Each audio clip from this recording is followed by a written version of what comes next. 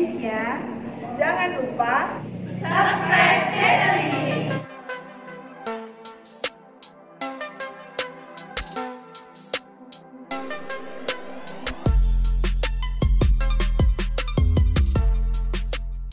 Assalamualaikum. Terima kasih. Nah, sahabat Desean, kali ini kita sudah berada di NBC Library bersama dengan Abang Kecep Kemangkora dan saya Yustika dan ini teman saya Langit Perdima. Saat ini kami akan berbincang seputar NBC Library. Nah, mau tahu keseruannya? Tetap di sini dan jangan kemana-mana.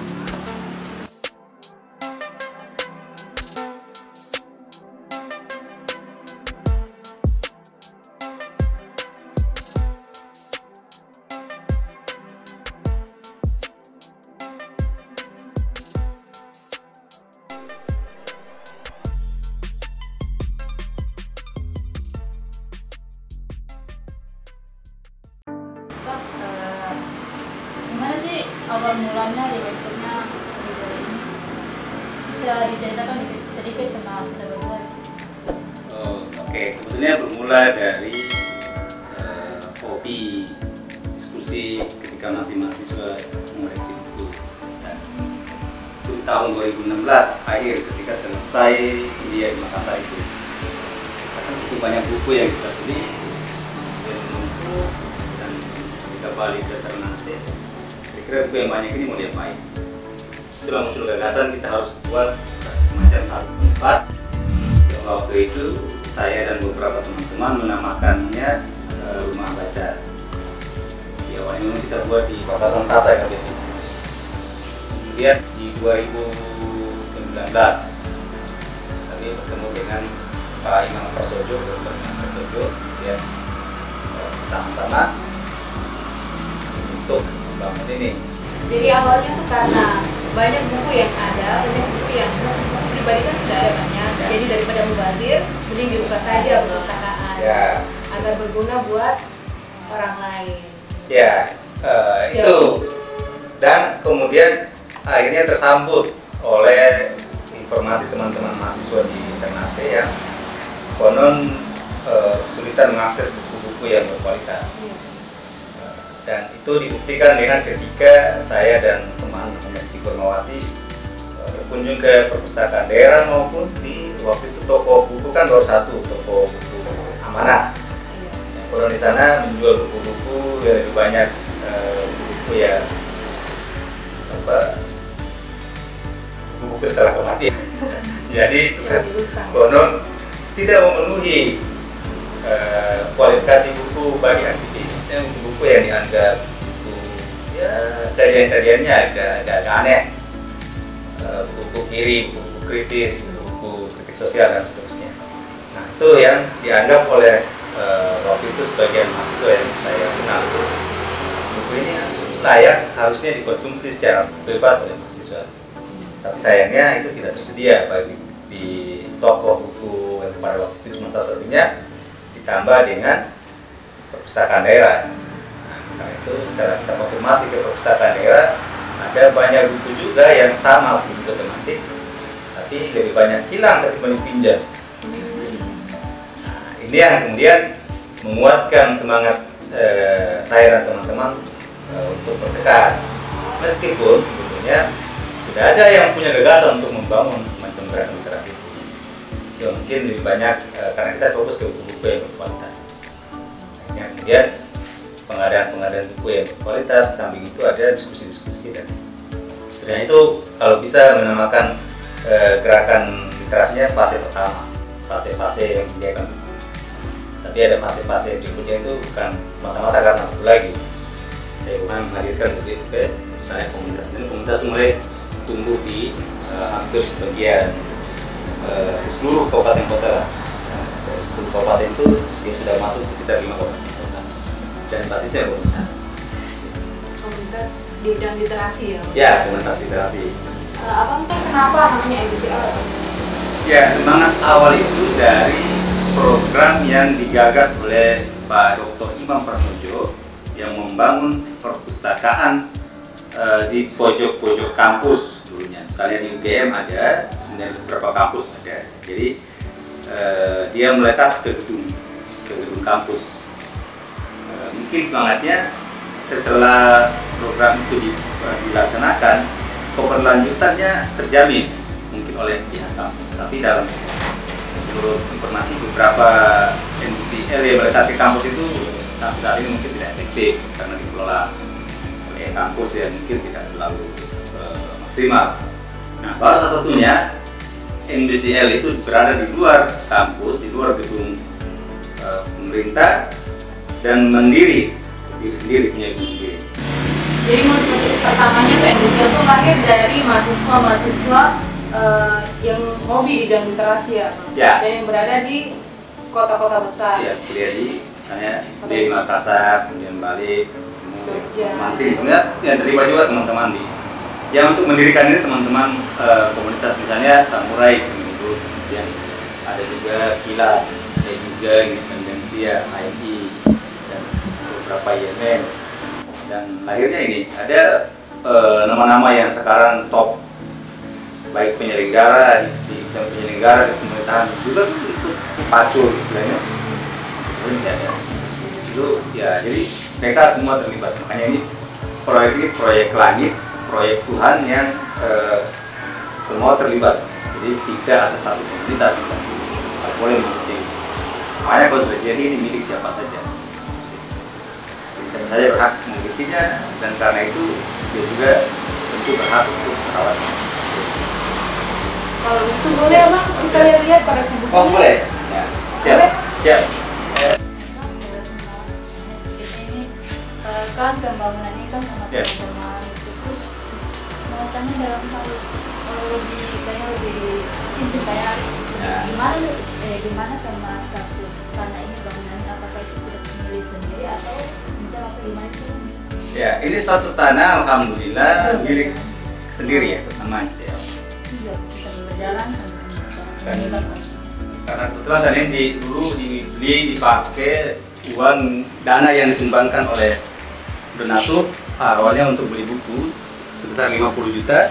Tapi karena waktu kita bangun di depan sana itu kan statusnya kontrak, makanya mending daripada tanah yang kita kontrak di sana itu dalam waktu 1 tahun habis dan kita belum tahu apakah yang pemiliknya mau melanjutkan. Ini uang untuk buku yang 50 juta itu kita beli tanah, akhirnya dapatlah tanah di sini. Ini koleksi kita yang masih tersedia sih. Ini koleksi pribadi atau yang Koleksi untuk NBCL, koleksi kemarin ini. kritis semua Bang. Buku yang tersedia sisanya udah di. kalau buku-buku ini apakah ada sponsor yang dari luar, sponsor yang dari luar untuk Pihak-pihak. Oh, sponsornya Kick Andy dulu awalnya. Kemudian ada Gramedia Kompas. Lalu untuk buku ya, kalau untuk pembangunannya itu PLN, TSR PLN, kemudian BI. Untuk pengadaan buku itu tadi Kick Andy, Kompas, YAD, Yayasan Arsari Joya Kusumo. Lalu ya tentu Nurani Dunia sebagai yang penggerak Nurani itu yayasannya Imam Persojo. Nah ini komunitas kita ini, komunitas foto-foto kegiatan komunitas di beberapa titik kegiatannya. Literasi Taman Villa banyak sekali. Ini foto-foto sebelum diupdate, tapi ini terus aktif.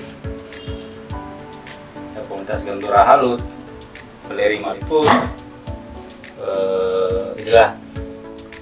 Tapi NBCL sendiri kan sudah ada di kota-kota selain kota Ternate kan Bang? Ya, jejaringnya bagian yang ikut kegiatan misalnya terutama ikut mendirikan perpustakaan komunitas, ikut mendirikan juga perpustakaan desa yang setelah itu dikelola oleh desa. Jadi kita ikut inisiasi saja. Boleh lanjut ke atas Oh Bang? boleh, itu nanti dulu untuk karena ini pandemi jadi ya work from home, akhirnya Ada belajar sepi juga ya, di Bang? rumah. Jadi kita masih belum bisa buka untuk kita anak-anak ini.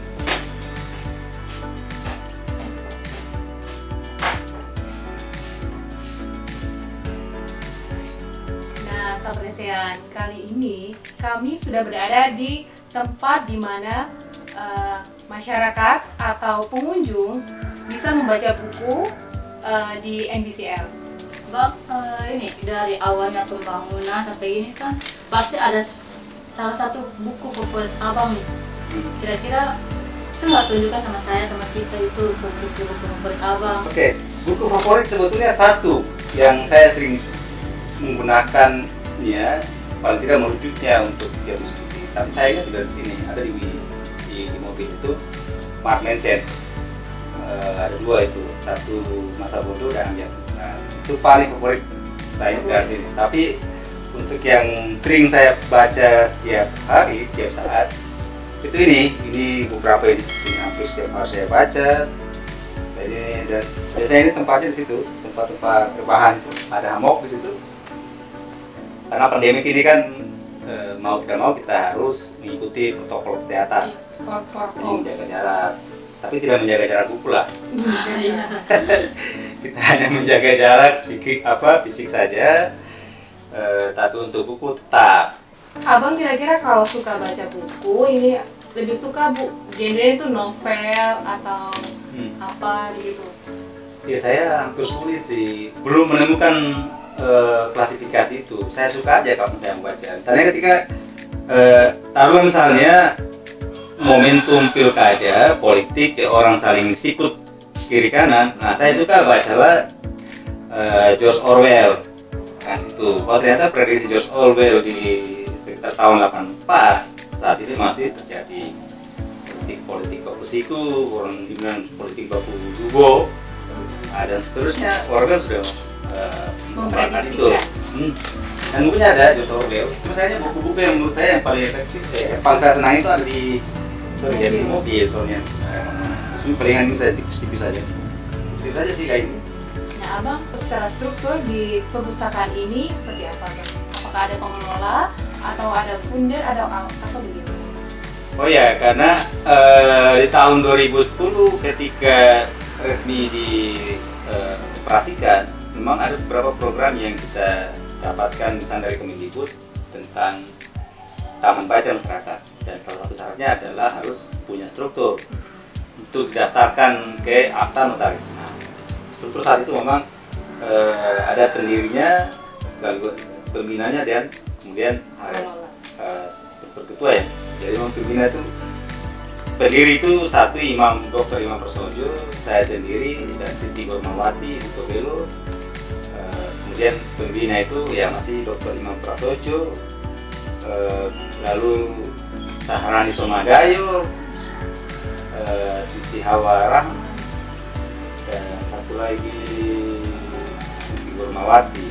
Nah, ketuanya memang waktu saya, sekretarisnya ini berubah, sekarang sudah Dimas, bendaharanya juga yang tadi udah berangkat ini. Dan kita punya struktur itu namanya ada struktur relawan. Jadi memang ada koordinator bidang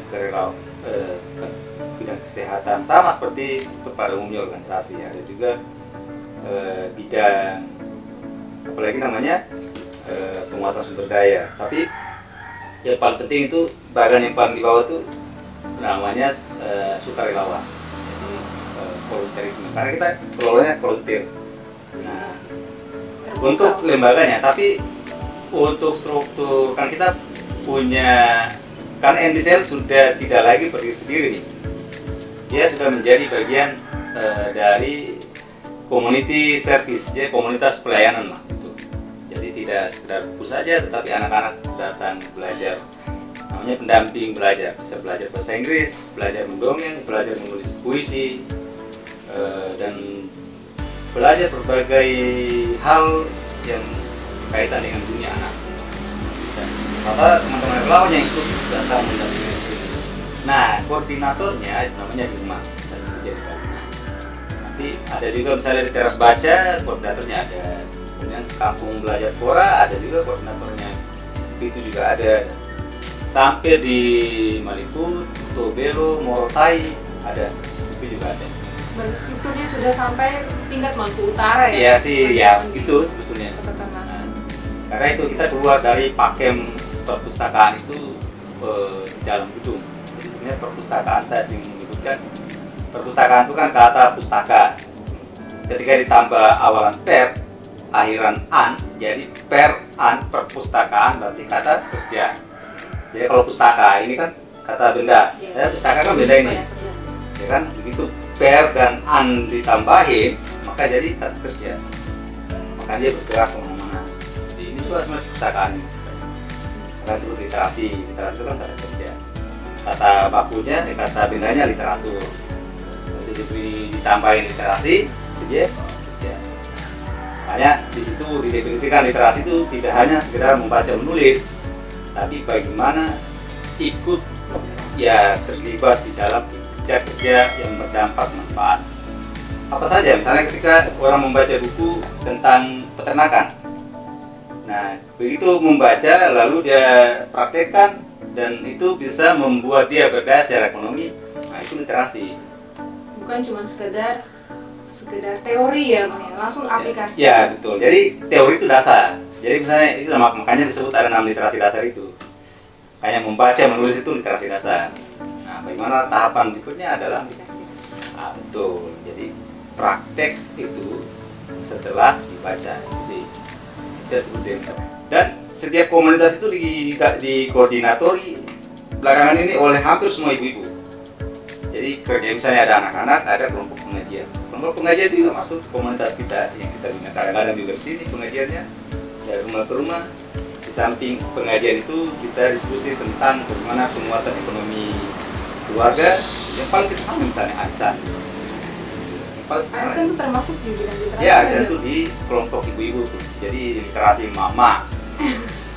Kelompok literasi mama bahasanya. Jadi itu orang bahas tentang arisan, bahas juga misalnya ada masalah yang menimpa salah satu keluarga di sini di Sasa, karena kan dia udah skopnya Sasa, ibu Sasa semua, ya tidak semua sih, sebagian besar yang terlibat, pokoknya kelompok ibu-ibu lah, jadi stalin ya kita masuk.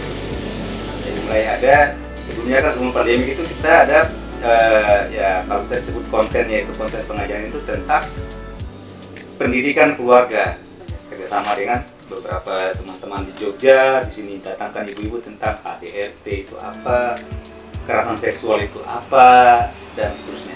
Dan itu melibatkan juga teman-teman mahasiswa. Ini kan dibangun dari 2016 ya.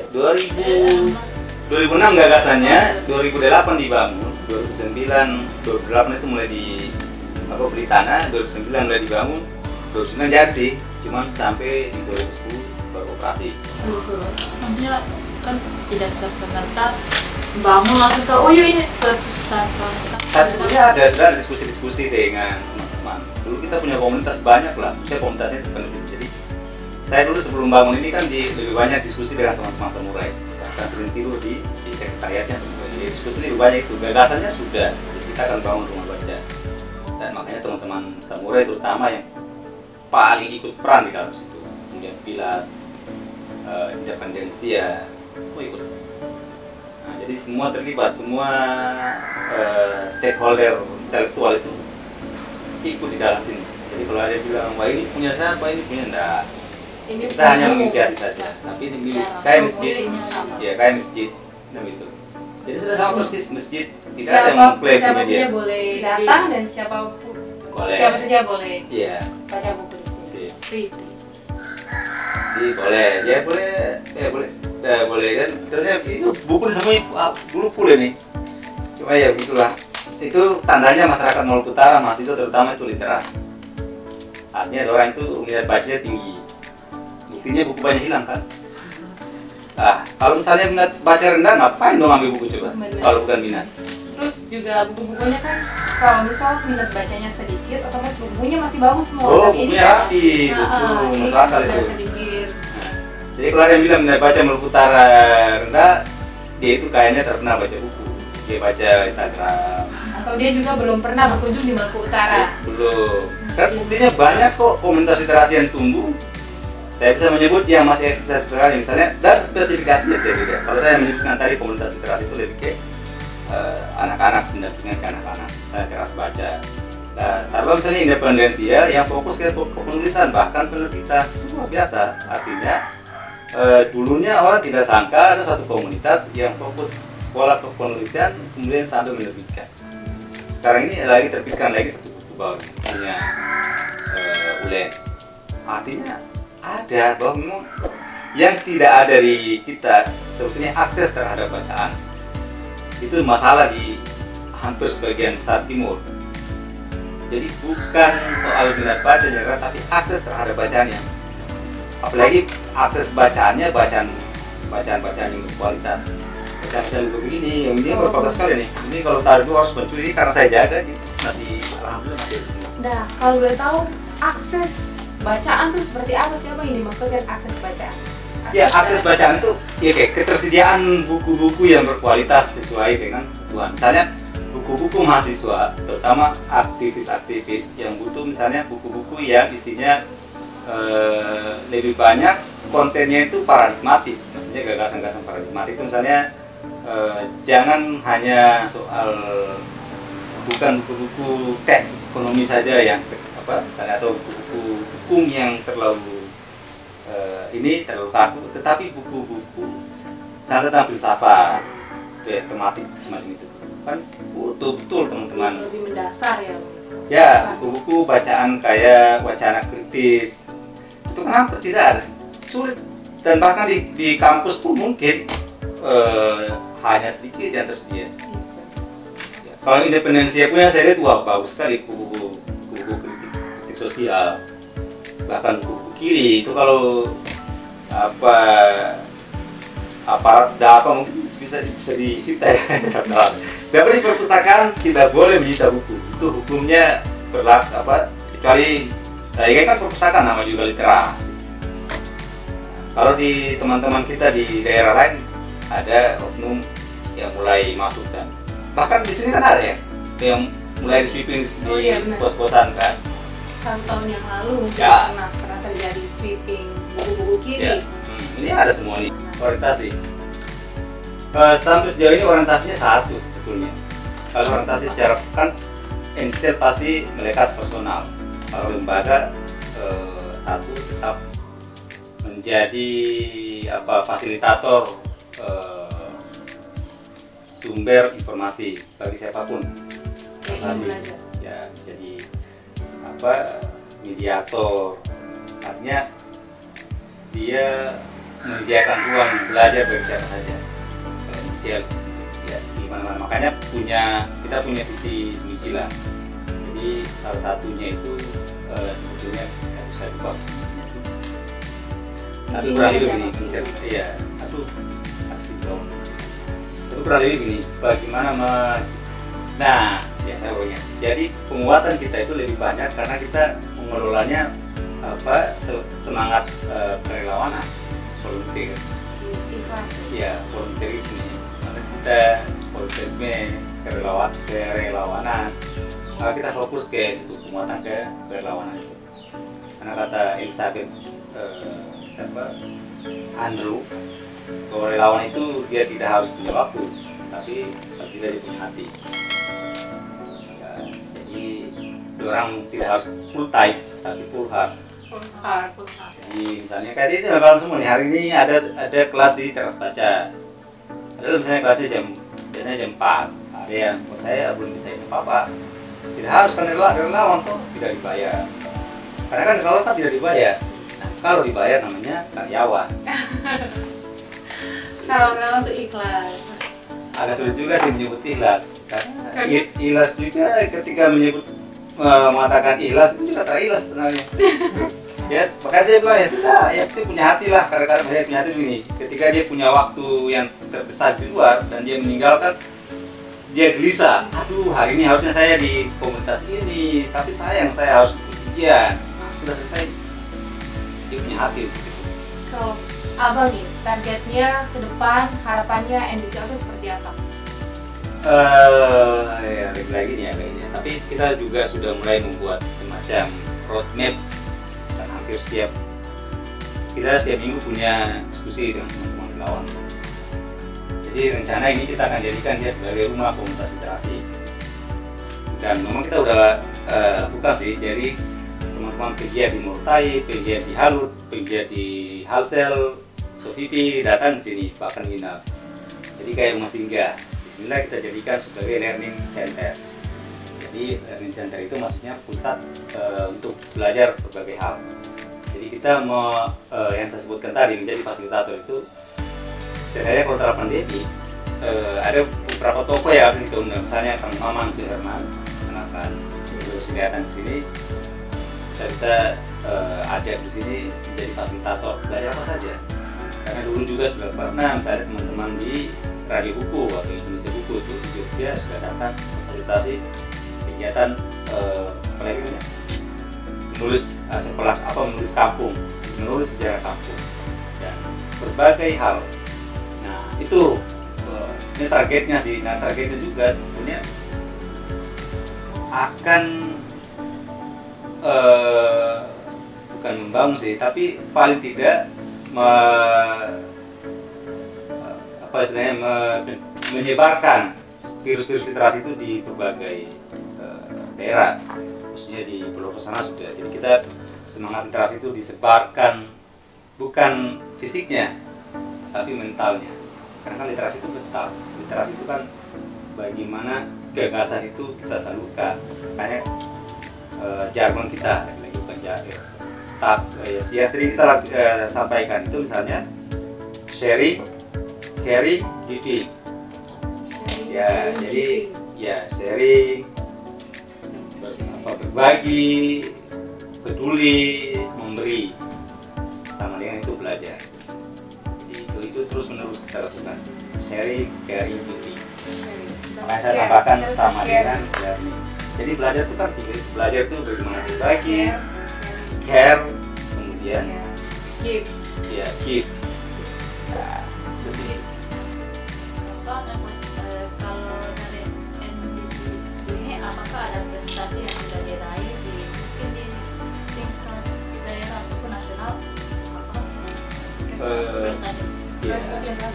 Ya sebenarnya kalau bicara prestasi itu kan bonus. Artinya prestasi itu hasil dari proses. Jadi memang kita dirikan ini bukan untuk mendapatkan prestasi, mendapatkan penghargaan, bukan. Tapi ternyata maksimalisasi dari proses itu membuahkan apa yang kita sebut prestasi. Itu kan apresiasi ya, Iya, salah. apresiasi.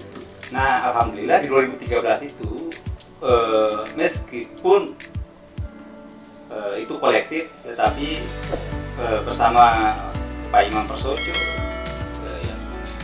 MCL dapat penghargaan Candy Heroes ke-7. Candy Heroes 2000. Ini 2013, Candy Heroes yang ke-7. Dengan betul karena yang hadir itu di TV ya, terus TV misalnya mereka namanya. Lalu kemudian itu 2013 ya. Dan pada 2015 tanpa ini juga sebenarnya tidak ada rencana, tapi oleh perpustakaan kota diam-diam mengikutkan lomba tingkat kota dapat juara 1.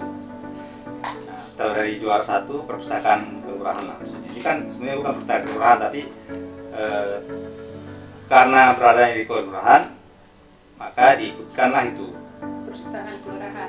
iya, tapi lombanya lomba perpustakaan desa kelurahan. Akhirnya oleh lurah saya minta izin, gimana nih kita diikutkan, nggak apa-apa kalau mewakili kelurahan itu bagus juga. Nah, akhirnya lulus di juara 1 di kota di 2015. Lalu di tahun yang sama juga ikut provinsi. Setelah lulus kota ikut provinsi dapat juara 1. Setelah juara 1 di 2016 pusat tingkat nasional. Jadi tingkat nasional itu dapat juara 2 nasional. Kemarin juga di beberapa event kan saya suruh malas lagi ikut begitu, memang berapa kali dikasih, tapi saya bilang ke teman-teman sudah, tapi sekarang itu prestasi yang menurut saya juga ya membanggakan buat teman-teman relawan yang bisa supaya bisa ini. Dan ujungnya sekarang kalau saya kan sudah ini sudah agak bergeser, sudah di posisi pembina lah, pembina. Jadi menggerakkan itu yang tadi teman-teman mahasiswa, ada relawan ibu-ibu. Jadi kalau saya tinggalkan berbulan-bulan tetap jalan, karena sudah semacam ekosistem literasinya sudah tercipta. Kan ekosistem literasi ini kan sebetulnya satu, ada yang menulis, ada yang membaca, nah ada juga yang memfasilitasi bahan bacaan kepada pembacanya. Ada. Dan juga ada minat baca. Ya. Terima kasih Abang Ya, sudah sama-sama. mengizinkan kami Lesehan Indonesia untuk melihat dan berbincang-bincang mengenai NBCL. Oke, sama-sama. Terima kasih juga sudah kunjung ke sini dan ini amat sangat membantu untuk menyebarkan literasi lewat digital. Nah, Sobat Lesehan, itu tadi perbincangan kami bersama pembina NBCL. Nah, untuk itu jangan kemana-mana dan tetap di Lesehan Indonesia.